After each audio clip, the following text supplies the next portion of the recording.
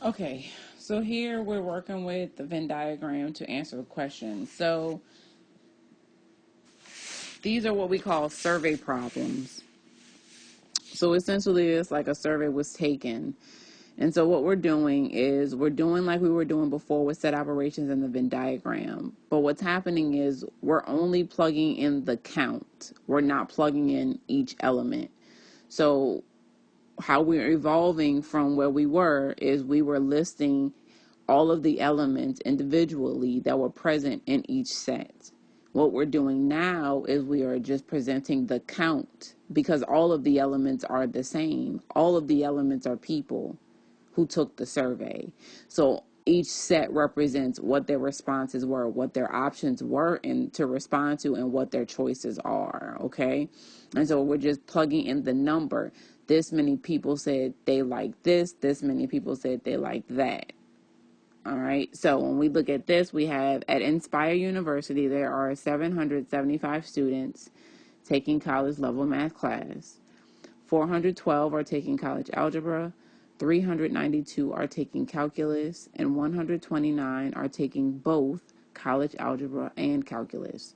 So then we have to be able to answer the questions. How many students are taking college algebra but not calculus? How many students are not taking college algebra or calculus? So what we need to do is we're going to do a Venn diagram to be able to understand the answer to the questions. So we have two sets in this problem. So all we need are two circles. One is college algebra and one is calculus. You have to make sure you label.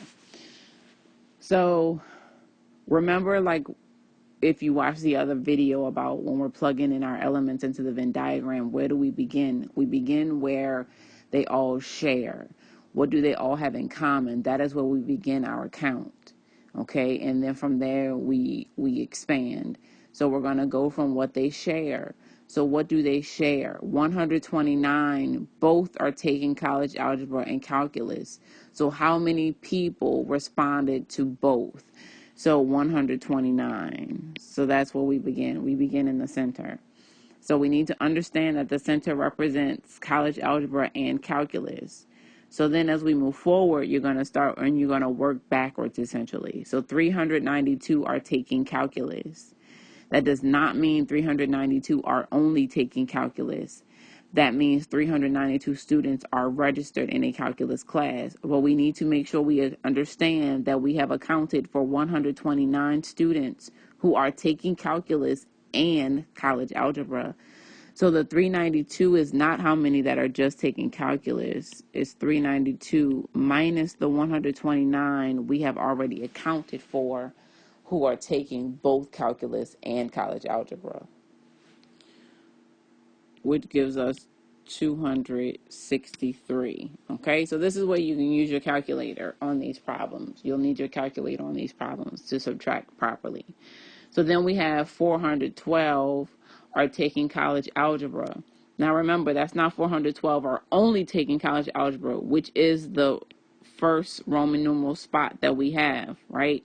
So we are understanding that 129 of that 412 have already been accounted for.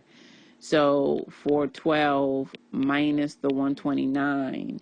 And when we do that, we're going to end up with 283. So 283 students are only taking college algebra. Now, we need to understand and always go back to the number of students that were surveyed in the first place.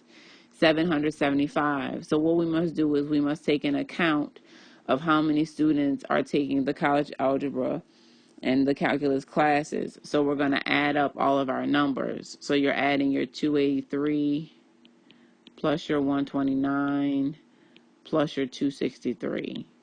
And so you're adding those up to find out how many students you've accounted for. And you've accounted for 675 is what you should get. So if we looking at 775 students, what does that mean? That means that there are 100 students in the group that are not taking college algebra nor calculus. Okay? All right, so when we look at our questions, how many students are taking college algebra but not calculus? So what is that essentially? But not calculus is essentially saying it's a compliment.